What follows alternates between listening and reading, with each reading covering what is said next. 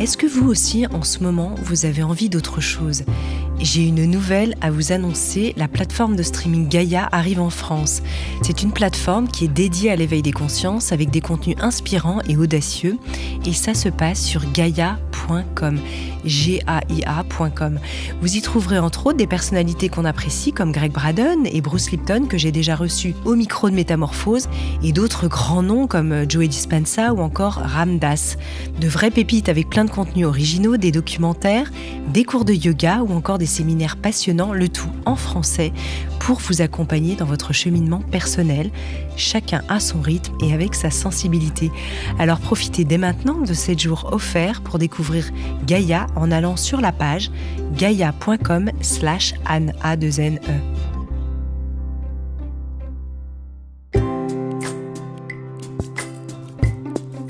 Bienvenue dans le Best-of Métamorphose, une série spéciale qui vous permet de découvrir ou de redécouvrir les épisodes les plus écoutés de Métamorphose.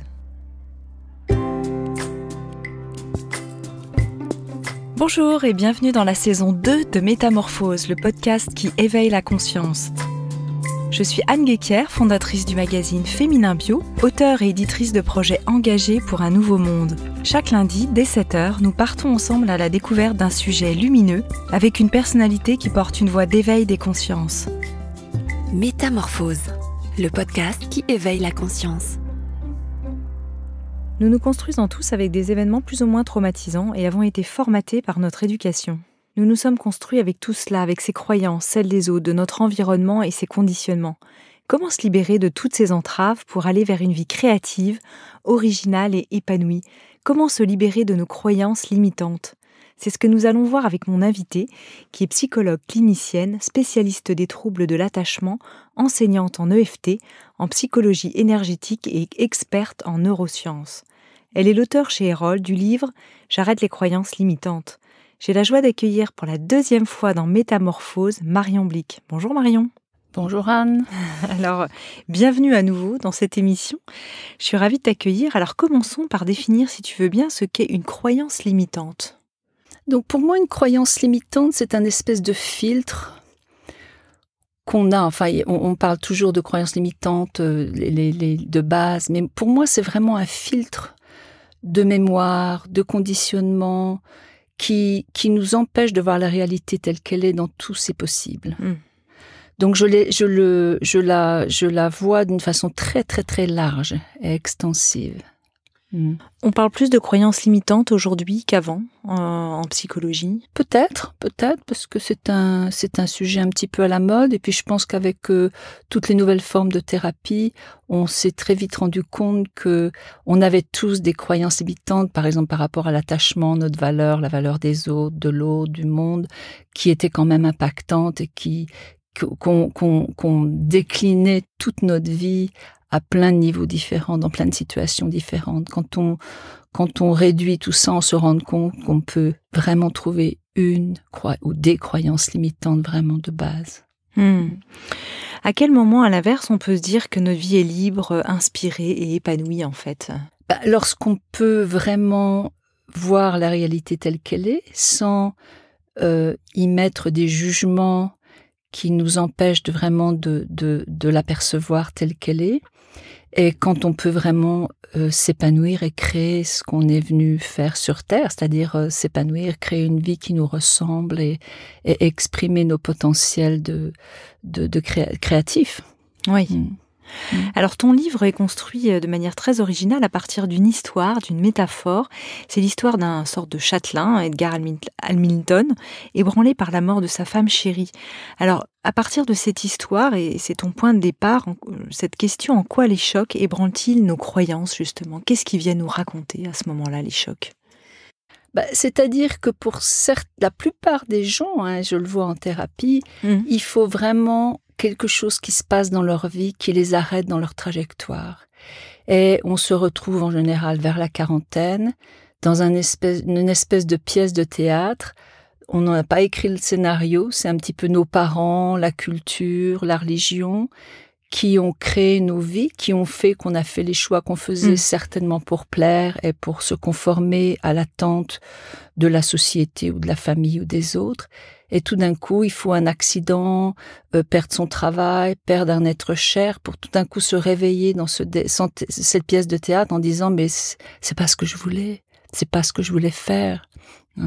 Donc c'est une chance extraordinaire quand ça se fait. Bon, le mieux bien sûr, c'est de le faire sans avoir ce choc.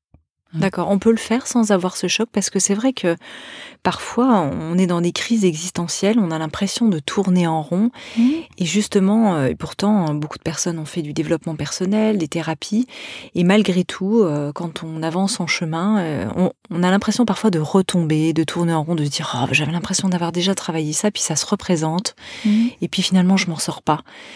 Est-ce que ce sont des chances à saisir à ce moment-là ?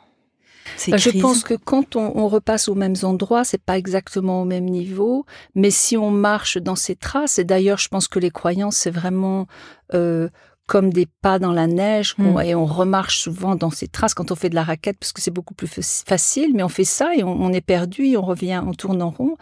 Je pense qu'il faut aller un petit peu plus profondément à l'intérieur de soi, retravailler sur soi et peut-être s'autoriser à faire le grand saut qui peut être un divorce, une immigration, changer de boulot.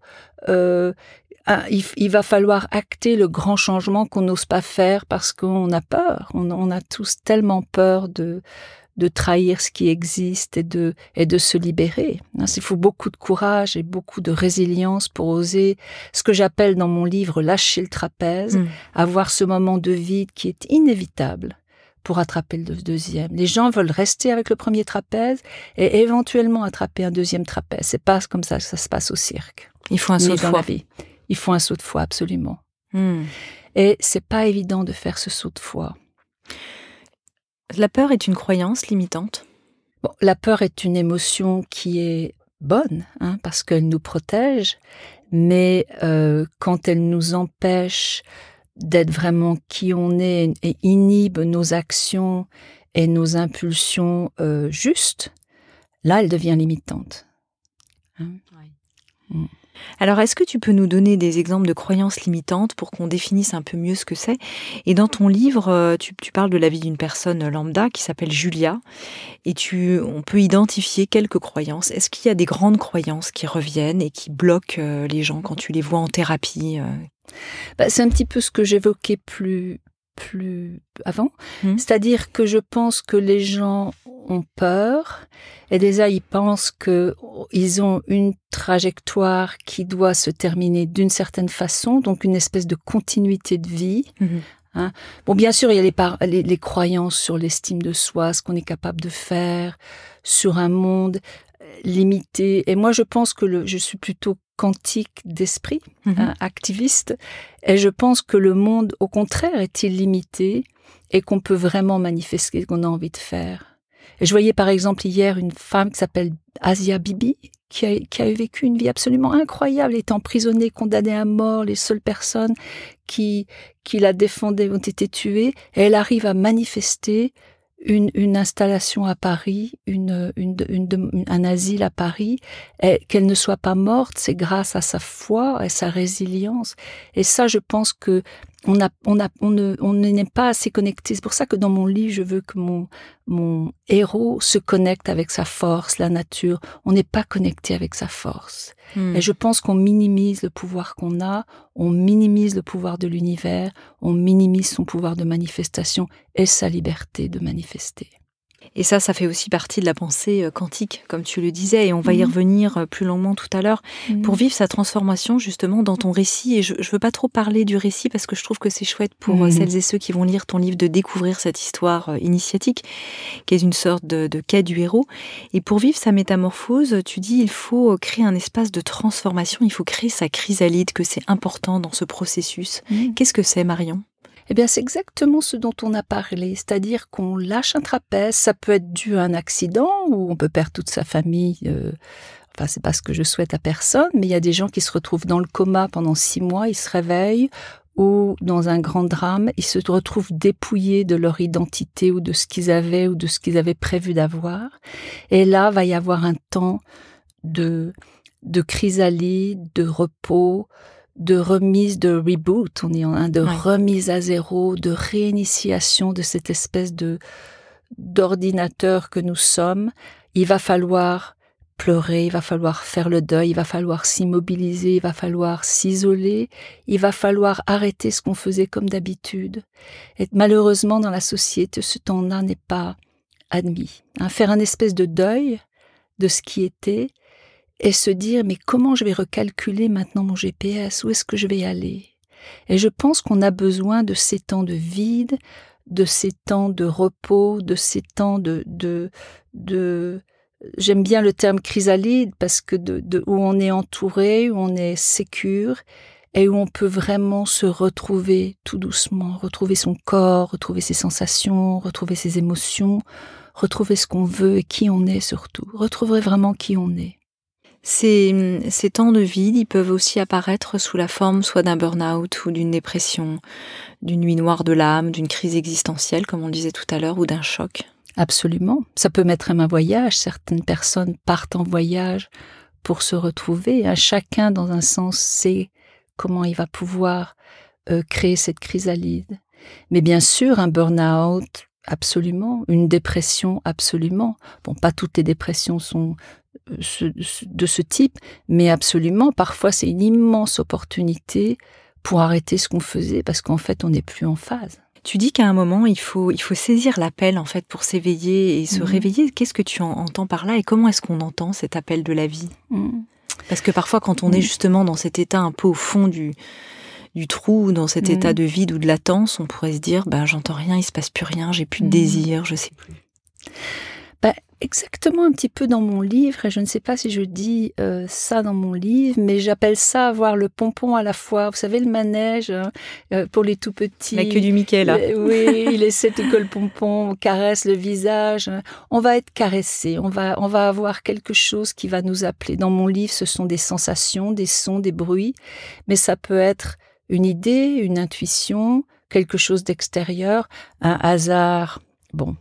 Si on pense que le hasard existe, une synchronicité, et tout d'un coup quelque chose va se mettre sur notre chemin, on va être appelé, on va être interpellé par quelque chose.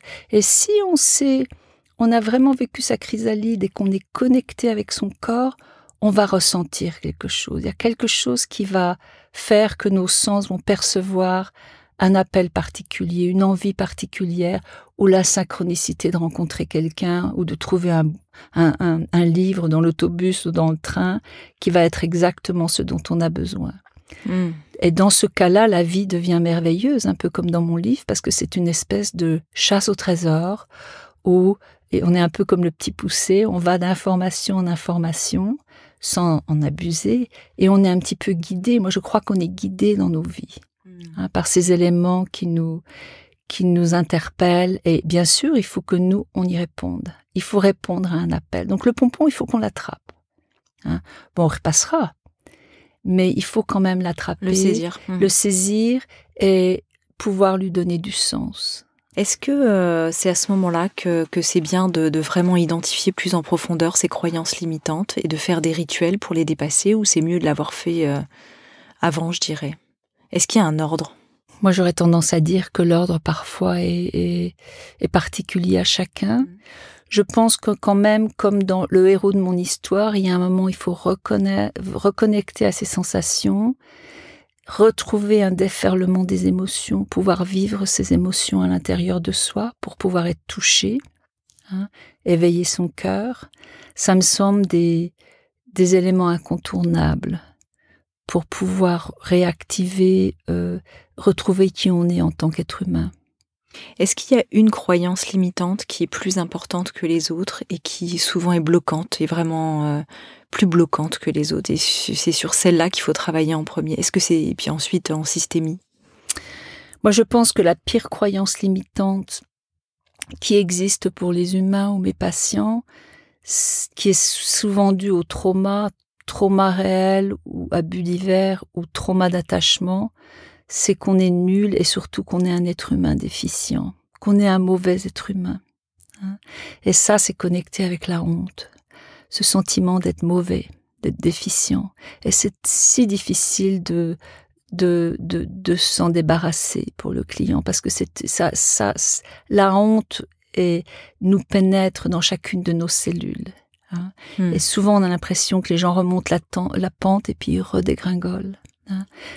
Cette pensée qu'on est déficient. C'est intéressant parce que je ne veux pas trop m'égarer, mais dans la religion chrétienne, enfin catholique par exemple, on est pécheur. Et quand on dit ça à un Tibétain, il dit quoi? Non, on est une parcelle de Dieu, on est une étincelle divine. Donc cette notion d'être un humain déficient, il faut s'en débarrasser, à mon avis. Est-ce que chez les chrétiens, je sais pas, je fais pas de théologie de comptoir, mais en tout cas, je sais pas si ça dit la théologie de comptoir. On connaissait la psychologie de comptoir, mais est-ce qu'on pourrait dire que quand on dit chez les chrétiens, reconnaissons que nous sommes pécheurs, c'est dire tout simplement, je reconnais que l'ombre et la lumière coexistent en moi, mais l'ombre aussi, et je les accueille. Ça n'a pas été vu comme ça, je suis d'accord. Absolument, ça a été transformé. J'aime bien je pense que c'est Gurdjieff qui disait qu'en fait le péché c'est miss the mark, c'est rater la cible. C'est ça l'étymologie de péché. Oui. Et j'aime bien ça, parce que dans ce sens-là, peut-être qu'être pécheur, c'est justement ne pas devenir qui on est vraiment, être quelqu'un d'autre, faire plaisir aux autres et vivre une vie de marionnette. Et là, ça prend tout son sens. Absolument. Alors, quand tu parlais tout à l'heure des émotions et leur intensité vibratoire, d'accueillir, d'être connecté vraiment aussi à son cœur, parfois, quand on travaille sur les émotions, on peut aussi ouvrir cette espèce de boîte de Pandore qui fait encore plus ressurgir d'autres émotions et nous rendre aussi, alors, plus vulnérables, même s'il est bon de se connecter à sa vulnérabilité. Comment est-ce qu'on met le curseur? Ça peut être aussi gênant, parfois, dans la vie.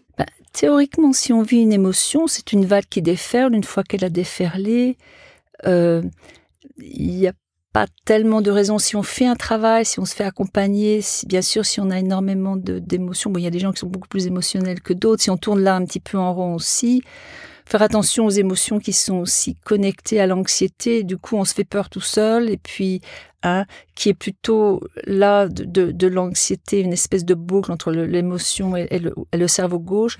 Je pense qu'il faut se faire accompagner dans ces cas-là. Parce que théoriquement, une fois qu'on a bien... Mais bon, les émotions, on en a tout le temps, toute la journée. Elles sont utiles pour s'adapter. Mais si on est un petit peu embourbé dans ces émotions, je pense qu'on a besoin d'aide. C'est important à ce moment-là.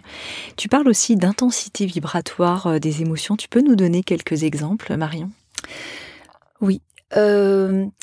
Je pense que justement la honte dont on parlait tout à l'heure, c'est certainement ce qui est le plus bas, un peu comme un son grave de tambour, mais avec une vibration très très lente. D'ailleurs, dans les représentations de la honte, c'est souvent des morceaux calcinés, à peine humains. C'est très très bas comme vibration. Et puis après, il y a la tristesse, qui va vers le bas, c'est de l'eau. Quand on est triste, on est un petit peu apathique, on pleure, il y a le mouvement de l'eau qui coule, et j'en parle dans mon livre. Et après, il y a la peur, où on tremble, il y a un petit peu plus d'énergie dans la peur. Après, il y a la colère. La colère, là, c'est le volcan, c'est le feu, beaucoup d'énergie, beaucoup d'intensité. Et après, vous basculez dans le courage, la joie, et là, vous avez une vibration beaucoup plus haute. Si c'était une note de musique, ce serait une note beaucoup plus aiguë, beaucoup plus intense et beaucoup plus... Donc, il y a vraiment une échelle de vibrations. Et quand on travaille avec quelqu'un, par exemple, qui vient de la honte, il va remonter cette échelle tout doucement. C'est très perceptible quand quelqu'un commence à pleurer, comme fait Edgar. Il y a un moment où il commence à pleurer. Et après, on peut avoir peur. Et après, on peut retourner à la colère. Ça va être très important d'utiliser la colère pour marquer des limites, pour se protéger, pour s'affirmer. Donc, toutes les émotions ont vraiment une vibration. Dans ton livre, justement, tu faisais ce geste qui monte, et en pensant à Edgar, à ton personnage de ton livre, qui est à la fois un livre pratique sur les croyances et à la fois un récit. C'est son originalité, je le disais au début. Tu donnes aussi ces métaphores des pièces et de l'intérieur d'une maison, de ce château où il vit, Edgar. Il vit à une autre époque, il vit au 19e siècle. Et tu prends la métaphore de nos pièces, de notre maison intérieure. Qu'est-ce qui t'a donné envie, en fait, de prendre cette métaphore? Le château. Que tu avais visité. Oui, parce que c'est à partir de cette visite que j'ai été interpellée. Ça fait 12-13 ans que je fais cours sur les croyances limitantes et à chaque fois je raconte cette histoire parce que elle m'a énormément frappée. Donc, je me suis dit, chaque pièce finalement va correspondre à un état d'être et une transformation. Donc, il réintègre petit à petit. Je ne veux pas dévoiler toute l'histoire. Hein. Alors, pourquoi, Marion, est-ce qu'on est souvent coupé de nos sensations physiques réelles? Pourquoi ce manque de discernement? Comment est-ce qu'on peut se mettre à l'écoute? Ralentir, se retrouver, réintégrer ce qui nous a été interdit souvent ou empêché dans notre éducation, c'est-à-dire toute la normativité de pas avoir le droit d'avoir froid, d'avoir chaud, de manger certaines choses. Hein. Finis ton assiette. Finis ton assiette, mange le foie de veau, c'est bon pour le faire. Tout ce qui nous a empêchés d'être connectés à soi. C'est incroyable le nombre de normativités. Je ne sais pas si c'est français. Alors je précise, tu vis aux États-Unis, hein, où tu enseignes et tu exerces depuis plus d'une trentaine d'années. Oui. Ouais. Si on laissait aux enfants choisir ce qu'ils aiment, choisir d'ailleurs les enfants, ils aiment la douceur d'un vêtement, puis un autre enfant, il aimera le nylon. Chacun est différent. Comment laisser un enfant se découvrir, faire ses choix, respecter ses envies, ses désirs? Bon, bien, ça ne veut pas dire qu'on leur laisse tout faire, mais choisir, c'est immense parce que l'enfant va se retrouver à l'âge adulte intact avec son propre GPS. Il saura ce qu'il aime pas, ce qui l'embête pas, et ça va lui permettre d'être dans la vie totalement libéré, d'être lui. Hein. D'avoir une propre boussole intérieure. Totalement. Justement, tu passes en revue 5 critiques intérieures qui sont toxiques pour nous dans ton livre, contrôleur, conformiste, perfectionniste, culpabilisateur, destructeur.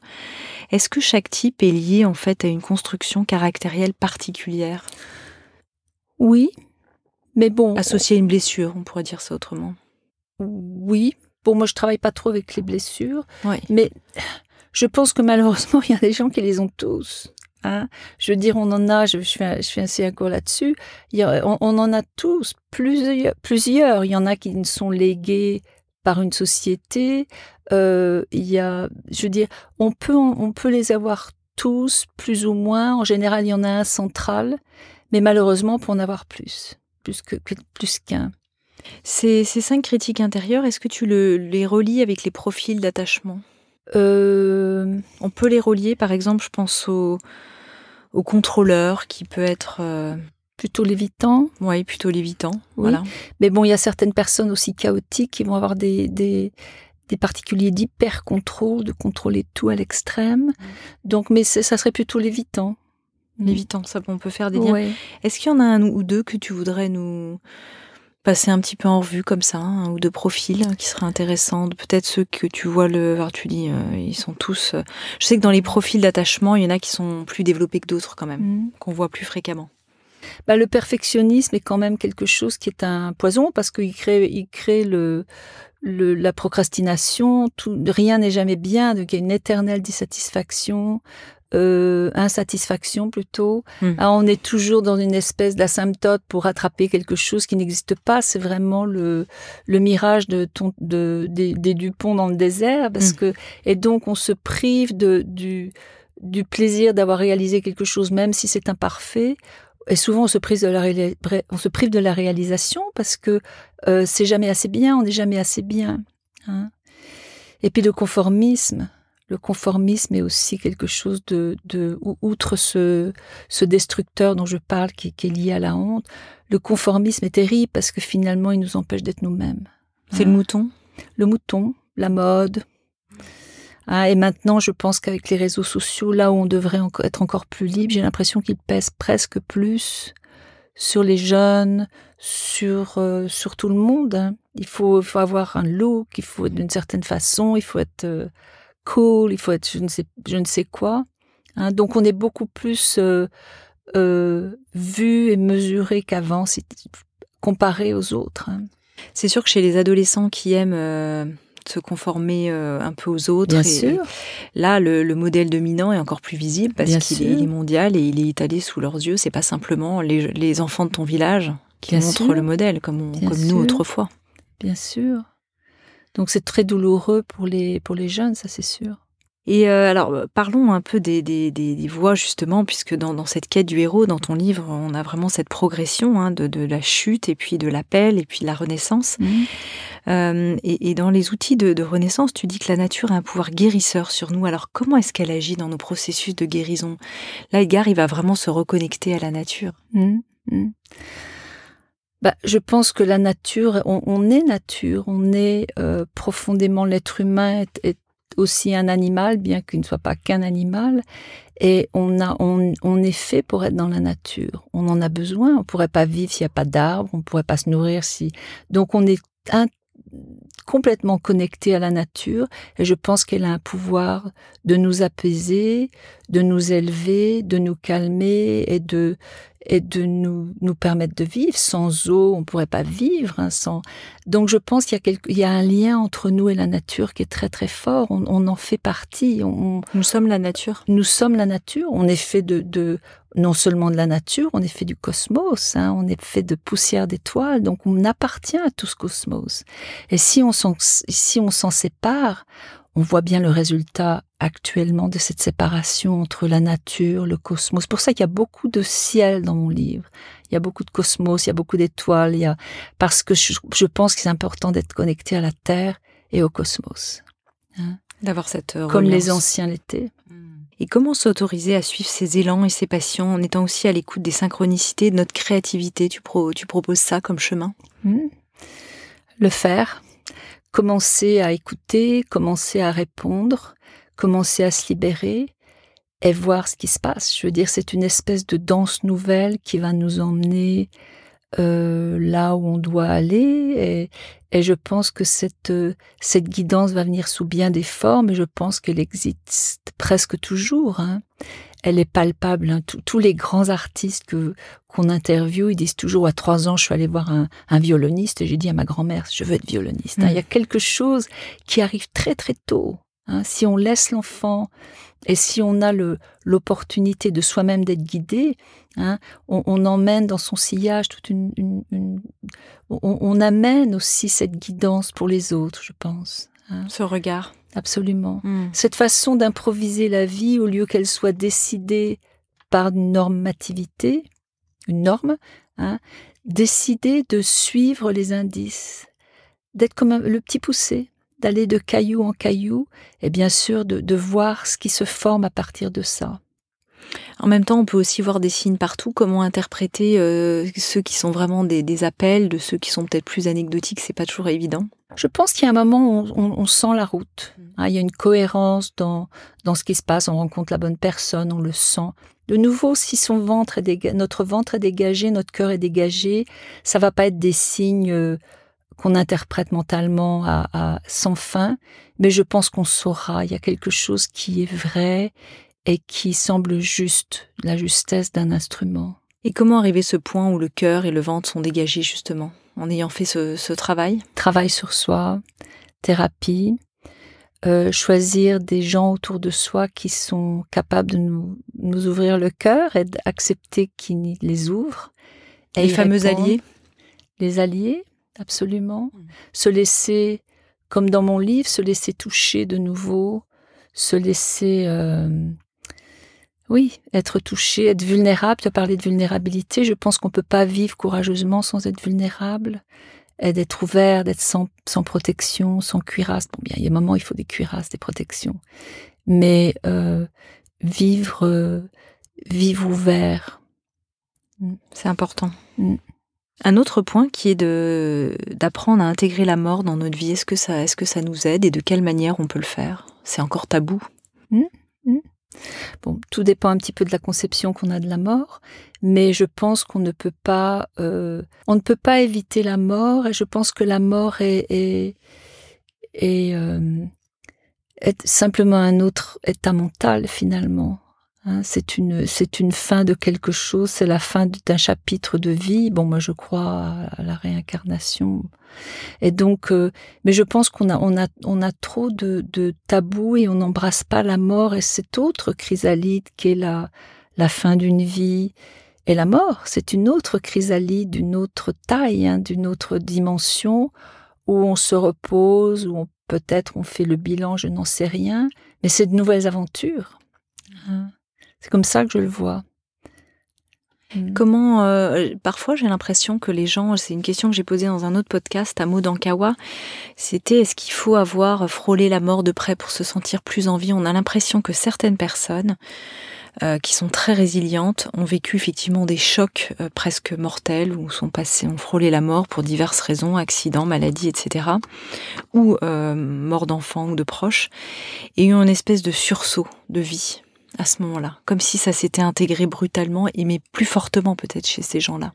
Bien sûr, parce que je pense que quand on a frôlé la mort, on réalise à quel point on est chanceux de vivre. La vie, cette planète est incroyable. Il y en a peut-être d'autres comme ça dans les galaxies, mais en tout cas, pour l'instant, on a une planète absolument incroyable, avec cette nature incroyable.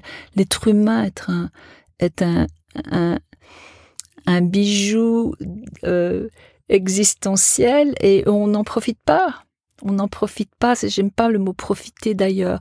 On n'en jouit pas. On n'en jouit pas. On ne l'exprime pas. On n'exprime pas tout. On est simplement à l'aube du potentiel humain. Moi, je le sais. Enfin, je le sens. Il y a tellement de belles choses. L'être humain est fabuleux. Moi, je crois en l'être humain et en son potentiel.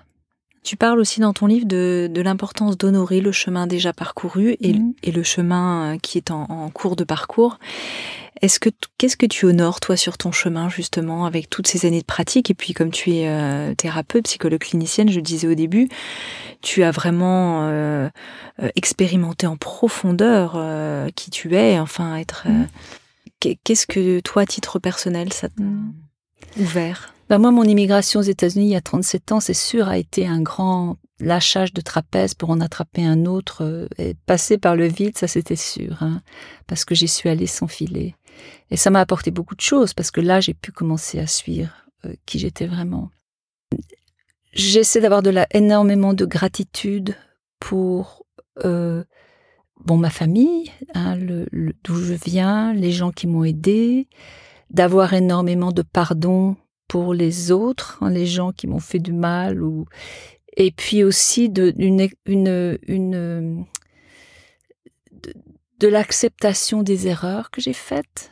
Je pense que le pardon, c'est aussi se pardonner soi-même et accepter, parce que c'est rare qu'on avance en ligne droite. On fait des erreurs, on fait des méandres.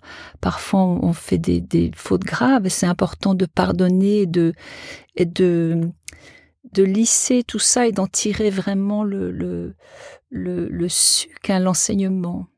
Donc, dire merci, vraiment, merci d'être né là, même si on n'a pas eu des parents faciles. C'était peut-être karmiquement choisi, mais remercier la vie, d'être en vie. C'est une très belle conclusion, Marion Blick. Je te remercie infiniment pour ce podcast. Je rappelle le titre de ton livre aux éditions Erol, J'arrête les croyances limitantes, 21 étapes pour une vie libre, inspirée et épanouie. Et toujours ton premier livre dans la même collection aux éditions Erol, J'arrête les relations toxiques. Voilà. Merci. Et alors on a fait un podcast, je rappelle le numéro du podcast précédent, 27, avec toi dans Métamorphose. Merci Marion. Merci Anne.